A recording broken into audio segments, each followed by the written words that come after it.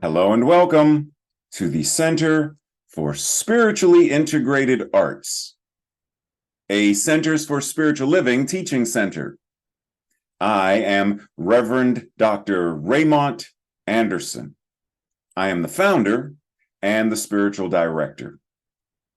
Now, as you are sitting there joining us, you may have questions, any number of questions, such as, who am I? How did I get here? Spiritually integrated arts means what exactly? What is a teaching center? Well, what is Centers for Spiritual Living? What is that? What does that even mean? Or New Thought, or religious science, or science of mind and spirit? You may have any number of questions about this specific community, about the parent organization, CSL, our philosophy, our teaching, our liberation theology. Any number of questions. Feel free to send an email. We look forward to connecting more and building our virtual community, our global community. And if you haven't connected yet on social media, feel free to do so. This is your invitation now. Also, did you know that all of our Sunday messages are archived on our YouTube channel? You can watch it anytime. Now, questions about anything, such as becoming a member. What does that mean? What does membership entail? And if you live somewhere far and already belong to a spiritual community, can you be a member of more than one? The simple answer is yes, you can. Just like you can shop at more than one grocery store, you can attend or be a member of more than one gym. We are building beloved community. So you can do both. You can be a member of both. You can be involved with both. That's what being in spiritual community means. So we welcome you. We invite you. We are so appreciative that you have found this community and that you have joined us today. We bless you. We love you. We welcome you. Live long and prosper. Sit back, relax, and enjoy the rest of our Sunday message. Love you. Connect with you soon. Blessings.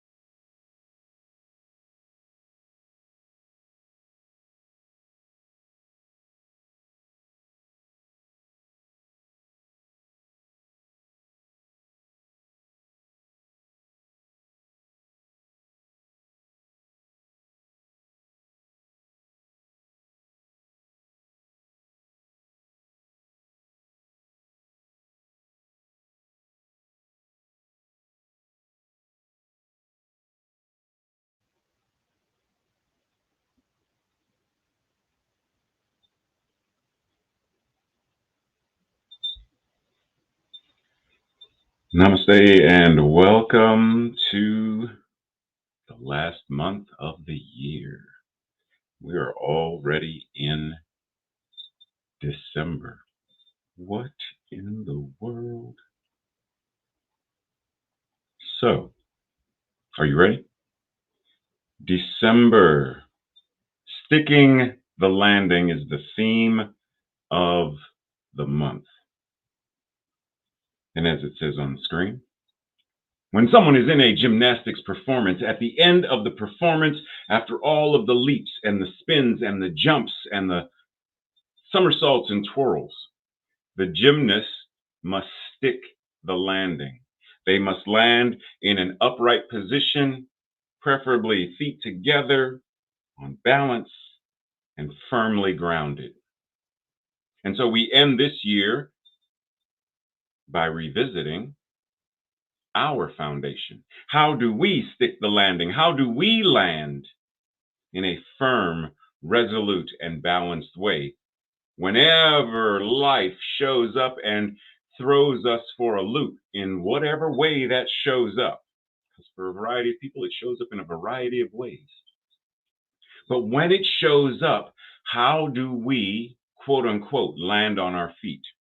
How do we land? How do we navigate? How do we live in a grounded, capable, life affirming way? By using these timeless principles. And so we're going to use, and we're going to talk about this specifically next week, the elements: air, fire, water, earth, and void, as well as the flow of consciousness and how it shows up as thought, feeling, form, wisdom, spirit. And we are going to wrap all of this into this month as we close out this year and prepare for our grand rising in January. And so,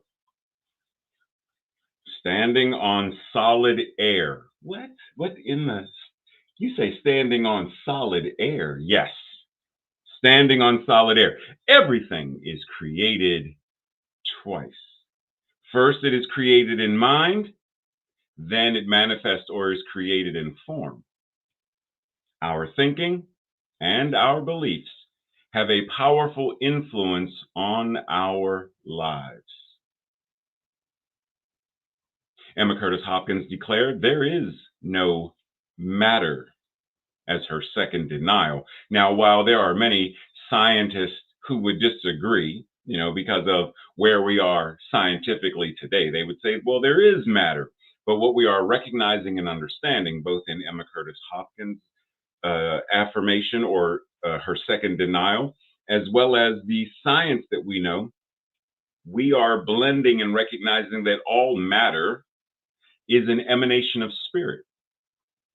Spirit, God being all there is, it is showing up in, through, and as everything, including matter, including the solids, the liquids, like all of it is an emanation of spirit. Quantum physicists will tell us that there are spaces between these quantum particles. There are spaces between, mostly, quote unquote, as they would say, empty space. So what we perceive as solid is nowhere near as solid as we perceive. So what we call thought and what we call form are both ultimately expressions of energy that are being shaped by, being directed by our consciousness. And how our consciousness does so based upon intention and expectation and perception. And so, so we begin with this idea of our core belief, our core teaching, science of mind and spirit. We come back to that as our foundation. What is science of mind and spirit? Breathe. Because that solid air is the foundation upon which we stand. More about that momentarily. Now, anyone who's sat in a science class has gone through some version of solid, liquid, gas, and plasma. Solids, molecules are closer. Liquid, molecules are a little further. Gas, a lot further. Plasma, something altogether different. Now, when we're talking about science of mind and spirit, new thought, when we're talking about spirituality, We're recognizing that all of this ultimately, in terms of whether it's the quantum field, regardless of what, all that we are talking about is a divine emanation, a divine incarnation, a divine expression of God. So it doesn't matter what it is, the glass of coffee or tea that you're drinking, God. The sofa upon which you are sitting, God. The notebook and the pen that you are, God. The clothing you're, God. Your physical body, God. The blood, God. The electrical impulses that are moving through your neurological, God. All the firing of synapses, God. All there is God. So we're invited to be mindful that even though we may not necessarily see God, we can see God. John 3:8 says, "The wind blows wherever it pleases. You hear its sound, but you cannot tell where it is coming from or where it is going. So it is with everyone born of the Spirit." And simply what this is offering us is the realization that we don't see God as a tangible, we don't see spirit as a tangible thing that we can follow and recognize, that's, but what we do see is how spirit, how God shows up. And then we see where it goes and where it is coming from. When you rise and walk out of a room, that's God rising and walking out of the room. And the room is God as well. And so when we step into a deeper foundation of recognizing that everything we see, everything we touch, everything we hear, everything we smell, etc., all of it is giving us access to the divine. So we need not look for, I don't have to look for molecules and atoms and quantum particles in order to pick up a highlighter. I recognize that there is a highlighter that is made up of molecules, atoms, quantum particles, etc. And that back of all of that is God expressing as quantum particles, atoms, molecules, etc., that show up as this thing called a highlighter. And when I am able to recognize, this too is God, there's a different level of awareness that comes with it, a different level of reverence that comes with it. And I'm not saying it's like, oh, there's a highlighter. I'm not saying that. What I'm saying is that when I can recognize this as being God, then I can recognize you as being God. I recognize them as being God. And in the same way that I use this, not as a cigar, because that's not what it is, not that I would smoke one anyway, not as it's a toothbrush. When I recognize what it is, then I honor it for what it is being used or what it was created for. Why is this here? And when I can see that that too is God and I see you as God, then I'm far more capable of seeing you as, why are you here? You are here because you are a divine expression of the one. And in that, I am able to connect. I am able to honor. I am able to love. I am able to support you in your divine expression. Breathe. Solid as air, standing on solid air. So we all know who this guy is, and we know, right now he's walking on the ground. But we know that in a moment, In the twinkling of an eye, that moment becomes, and Superman takes to the air. And because of his power, the air upon which he stands is just as solid as the ground upon which he stood. Now, so the question for us becomes, what does this mean for us?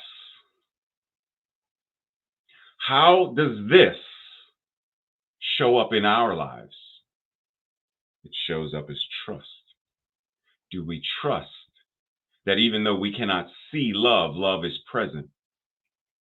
Do we trust that even though we cannot see faith, faith, life affirming, is present? Do we trust that even though we cannot see the isness and allness of all that God is, that God is present?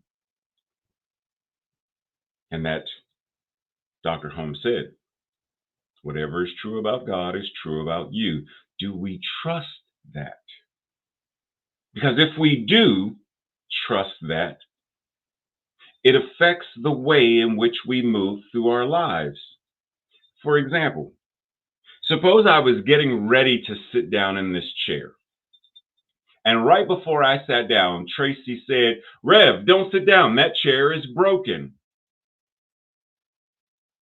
One, do I trust that what she is telling me is the truth?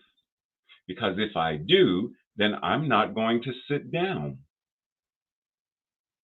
Now, if I ask, is this chair one of the broken ones? Say we're at work. Tracy's setting up, one of the presentation rooms for a meeting. And I know that there's some chairs that were broken.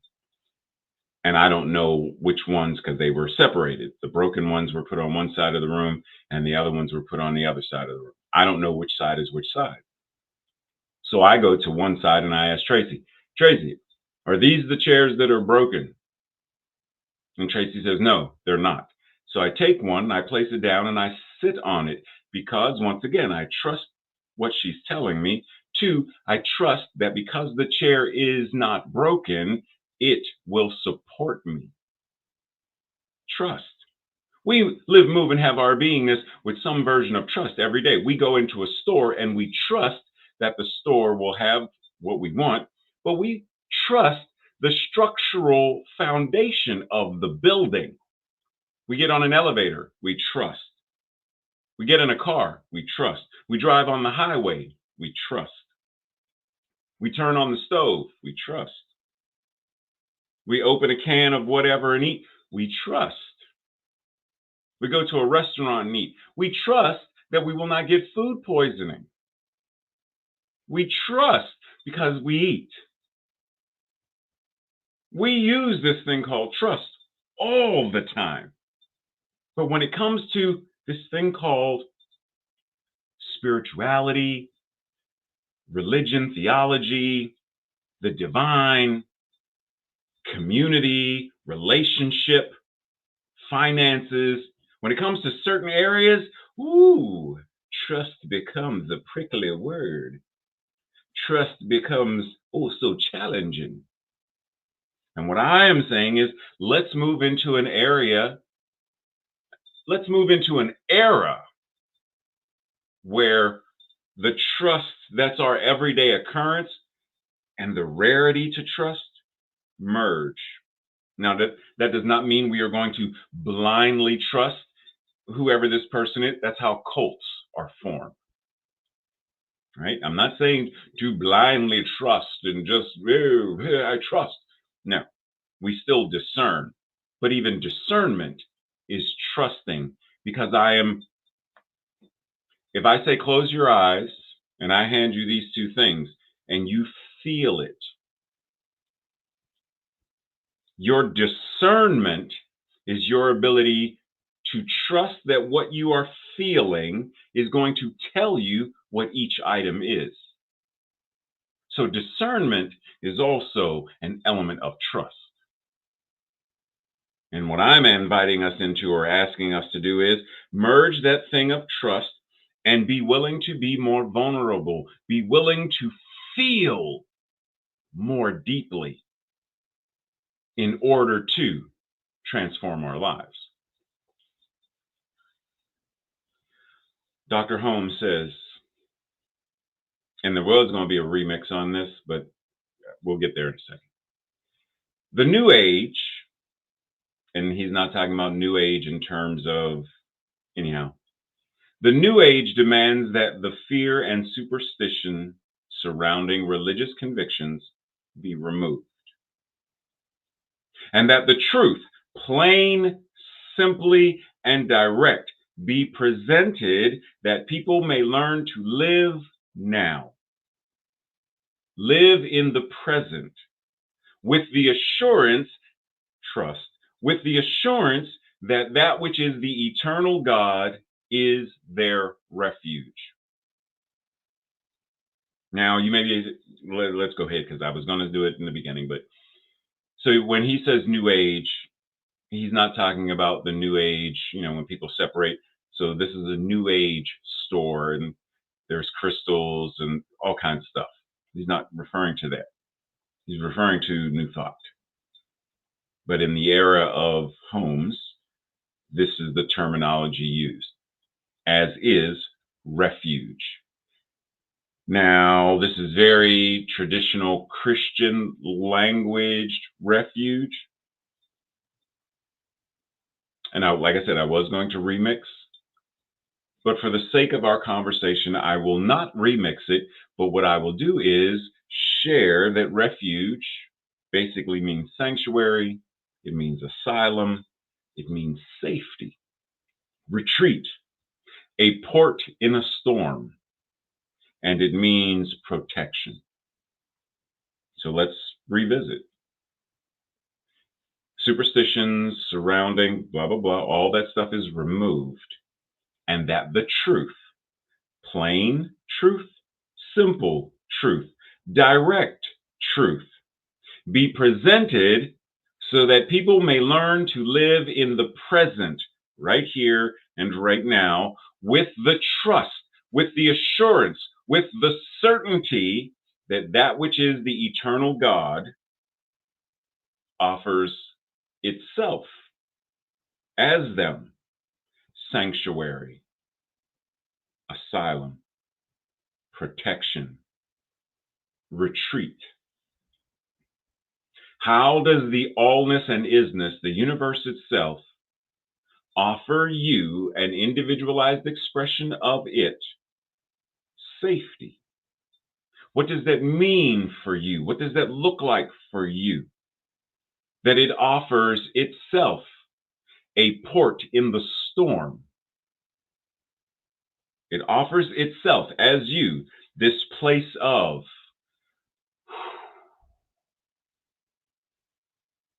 it offers you a level of or a degree of retreat. And not retreat necessarily meaning retreat and run away, because it means retreat, to step back away from whatever this painful confusion, etc. You step back, you step away from it, you regain your foundation, and you step back in. What does it mean that this isness and allness is offering itself as you any of this refuge? What does that look like? What does that feel like for you? Breathe. Dr. Holmes says, effective prayer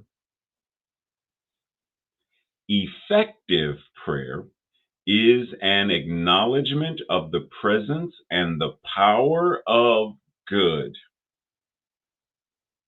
which Emma Curtis Hopkins said, my good is my God. So, effective prayer is an acknowledgement of the presence and the power of God, which is good, because it is goodness itself. It is an acknowledgement of this presence, which is as close to us as this power is acting on our acceptance.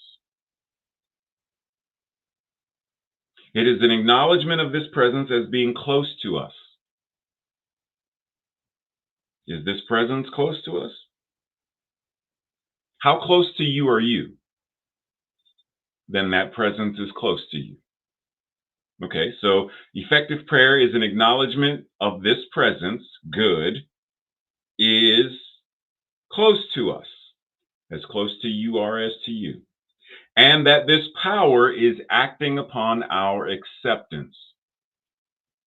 So when you speak, when you sign, when you write, when you type, are you accepting your power to speak, to sign, to write, to type? Yes. Because if you're not accepting this as a power, I know that I can sign. I know that I can type. I know that I have the capacity to do so, which is why I can do so. So that power, good, which is already present as you are to you, in order for it to be unleashed, you must accept it. Do you accept that that which is God, that which is good, is as close to you as you? Do you accept that as the truth of your being? And he says, Dr. Hobbes is talking about effective prayer. Well, pause for a second, because when we're talking about effective prayer, you may automatically jump to affirmative prayer or spiritual mind treatment. And I want us to recognize, as this song says, our thoughts are prayers, and we are always praying. Now, that being the case, let's backtrack. Our thoughts are prayers, and we are always praying. Effective prayer is an acknowledgement of the presence and the power of good. It is acknowledging this presence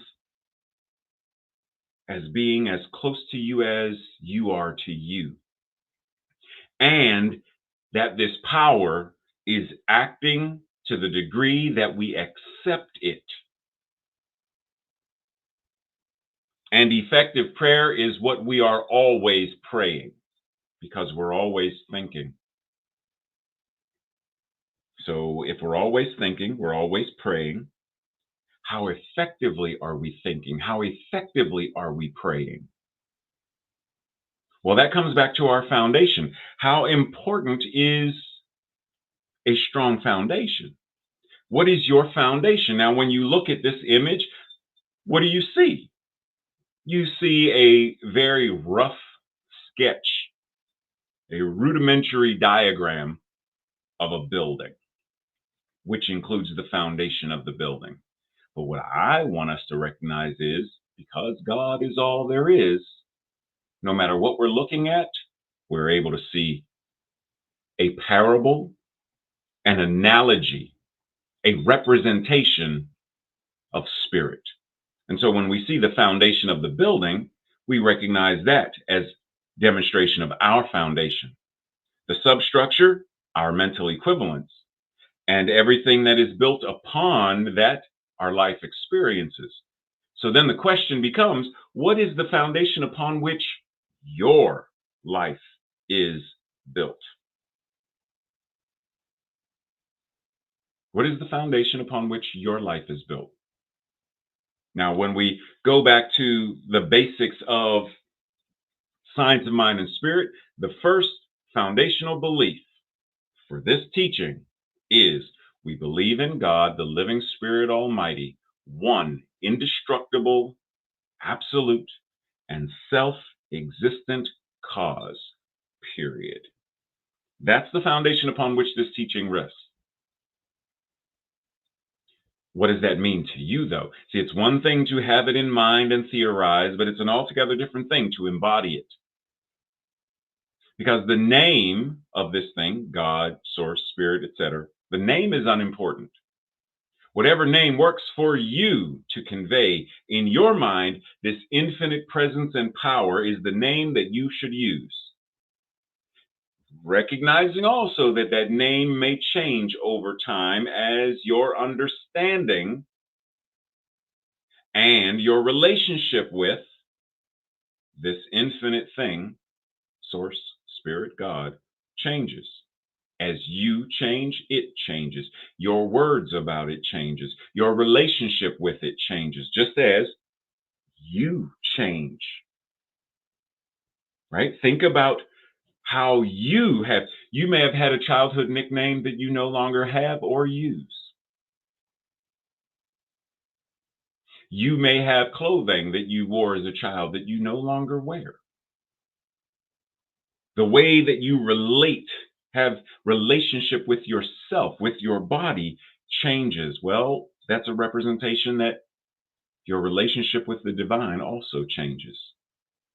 So the important thing is to realize that there is only oneness, and that this oneness shows up in the form of all that is, and yet it is still always only one. And so as we deepen our awareness of this, we realize that God is not just within us, and that we're not just within God. We realize that God is. God simply is. There is no inside, outside in the realm of the absolute. There's simply God. For us, linguistic purposes, yes, we refer to the inside. Go in the house. Take it out of the car. My organs are inside my body. I have skin on the outside for linguistic purposes. Yes. But when we are referencing this thing called God, there is no inside for God to be. And technically, there's no inside of it for us to be. There's only it. Breathe. God is! Exclamation point. No matter the appearance around us, which might evoke a variety of feelings based upon any of our old paradigms or beliefs about lack and scarcity and separation, we are not, and we cannot ever be separated from that which is. This one manifests itself in and through all creation, but is not absorbed by its creation. It can't be, because that would imply creation and God separate, and creation, like Pac-Man, wagga, wagga, wagga, wagga, wagga, has eaten up or devoured. It doesn't work that way. There is only God. So the creation, which is God, is an expression of the all that is. This Godness is more than what it creates, right? It's not, because sometimes we focus on form far more than the spirit back of it. So it is far more than simply the creation. We see the effects of God, but we don't see God itself. Just as we see the effects of the wind, but we don't see the wind itself. And so we learn about the nature of God by observing all of its creation, how it shows up, how it outpictures in everything, including ourselves. This is the relationship we are invited into. This is the awareness. Our foundation, God is. Now, God being all there is means it is being you. You are an incarnation of it, as is everyone and everything. That is the foundation upon which we, in this teaching, build our lives. There are other things. There's a quote, and I want to say it's by Hillel, but I could be wrong. But the quote basically says, and I'm paraphrasing, the quote basically says, It's the golden rule to treat other people as you wish to be treated, to not do harm to other people. Anything that you see that is causing harm, don't do that to other people. That is the key lesson of the Torah. Everything else is commentary. This, God is all there is the essence of science of mind and spirit. All of the rest is commentary. All of the rest is the manner in which the foundation upon which this rests now builds the structure. How anchored are you to this as your foundation? Because if it's a strong foundation, then as Dr. Holmes says, religious science is a religion of joy. Now, back in, was it November, we talked about words. And I know for some folks that word religion is not a good word. And yet, it's a word. Dr. Holmes says religious science is a religion of joy. If our foundation is firmly rooted, do we have joy in our lives? Not just individually, but collectively. Religious science is a religion free from fear. Religious science is a religion of faith that is justified by results. We are known by our fruits, in other words. So what are the fruits? What is the evidence of your faith? What is the evidence of your firm conviction to the foundation that you understand that God is all there is and that it is you as well as everything else and everyone else? What is the evidence?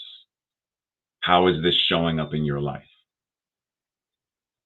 How are you standing on solid air, in other words?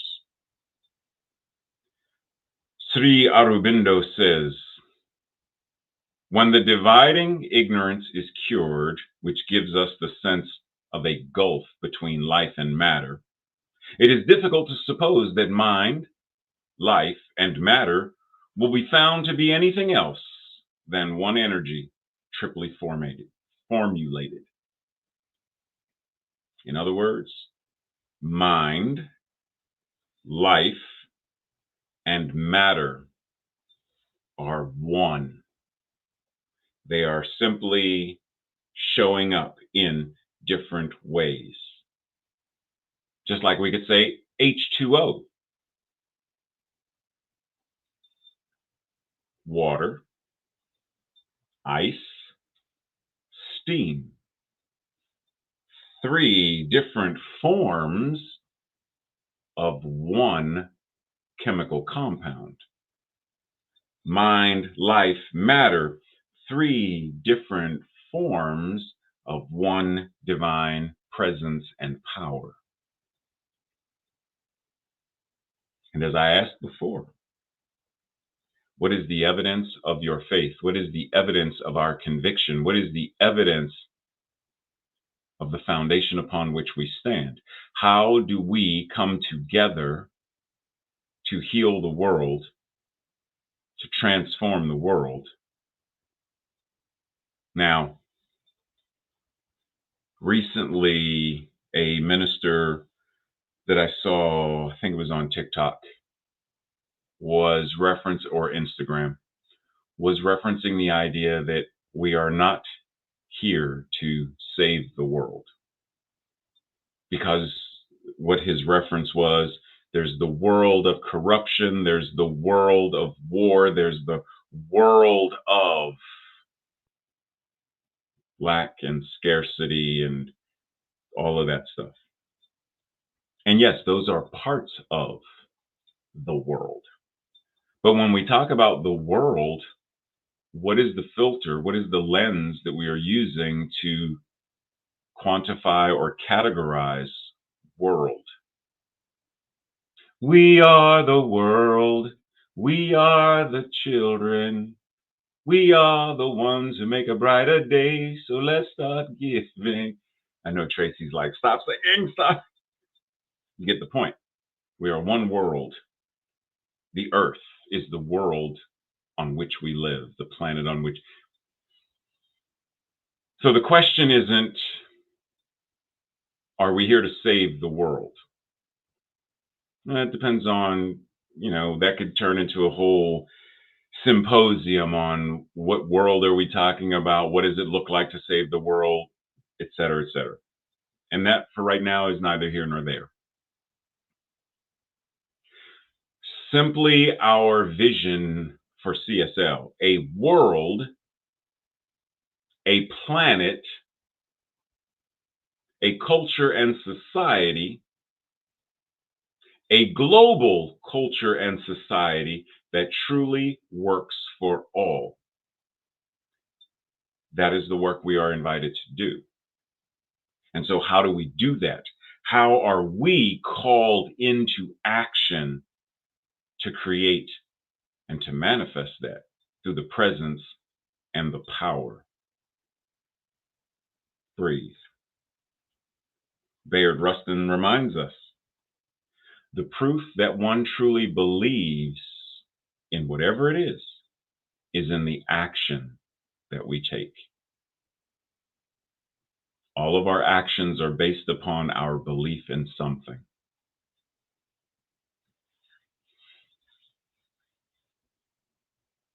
As a metaphysical liberation theology, science of mind and spirit must remain vibrant, relevant, and applicable to all of the discord, dis-ease, and disenfranchisement that people the world over continue to experience in a vast number of ways.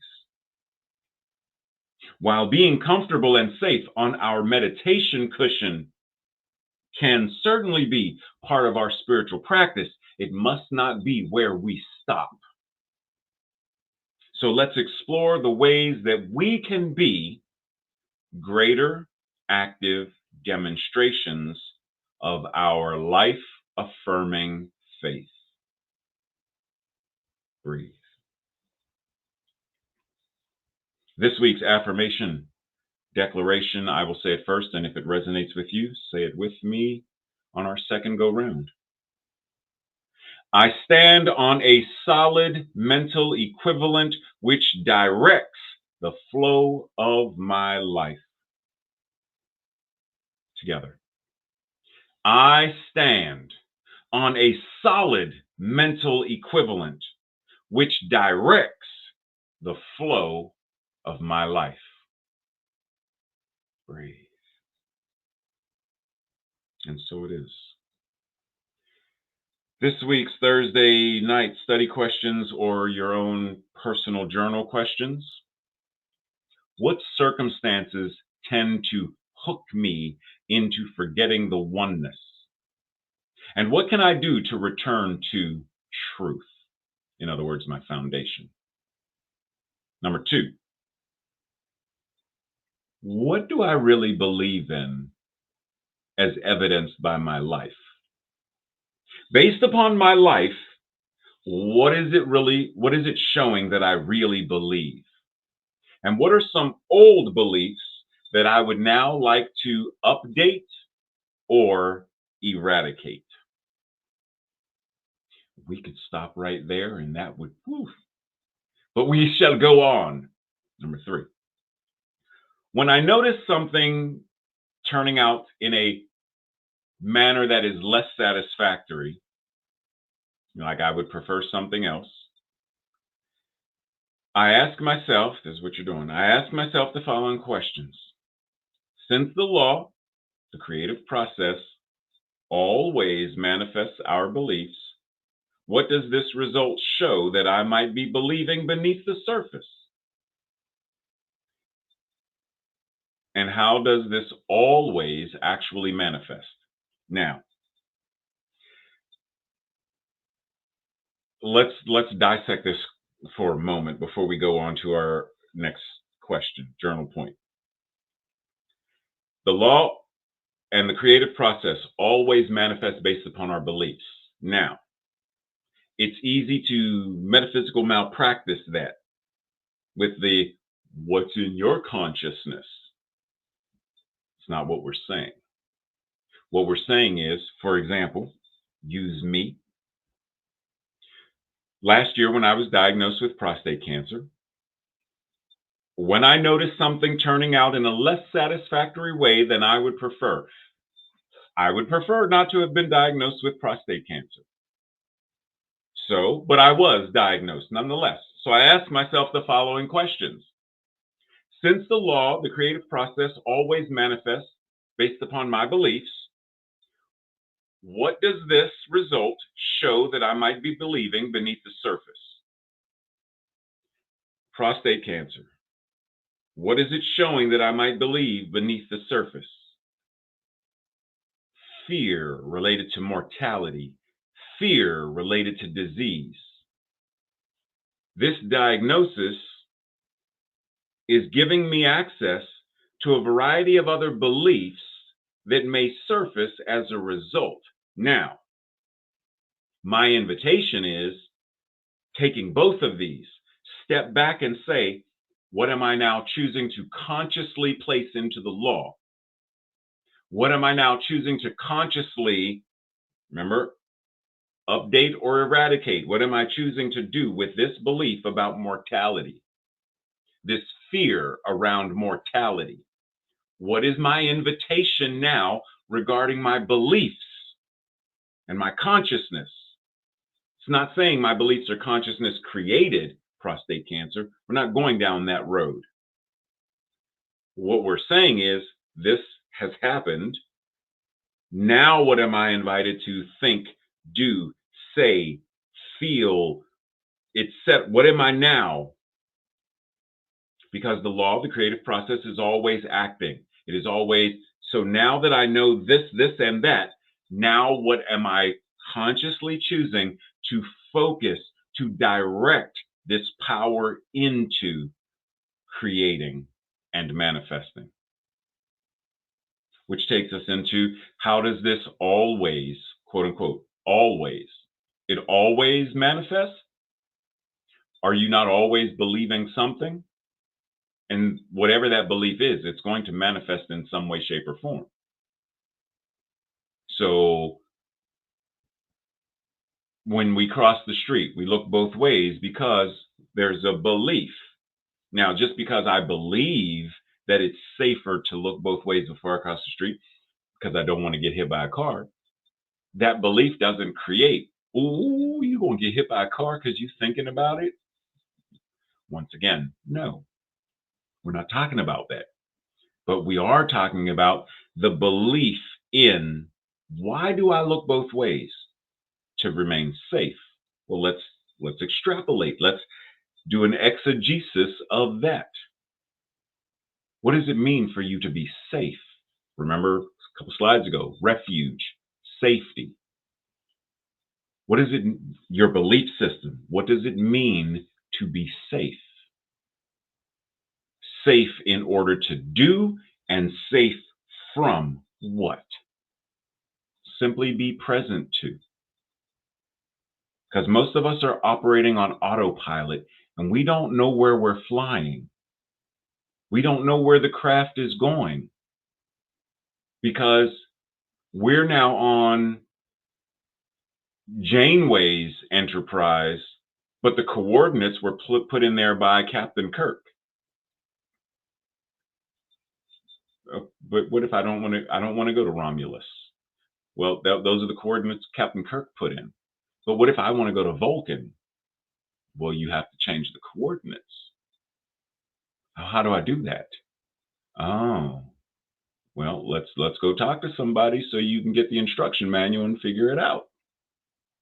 Let's talk to somebody about what is the beliefs.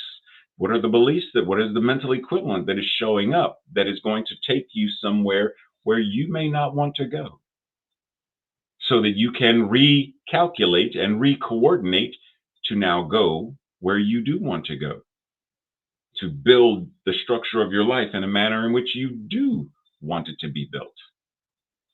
Okay, we spent a lot of time on question number 3. Number 4. How can I trust, allow, and nurture more of the divine nature, good, loving kindness, and eternal givingness to express in my life, thereby allowing me to be of greater service to the world?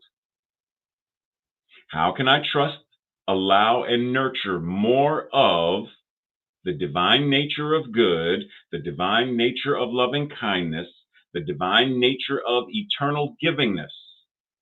How can I nurture, allow, and trust it more to express in my life so that I may be of greater service to the world?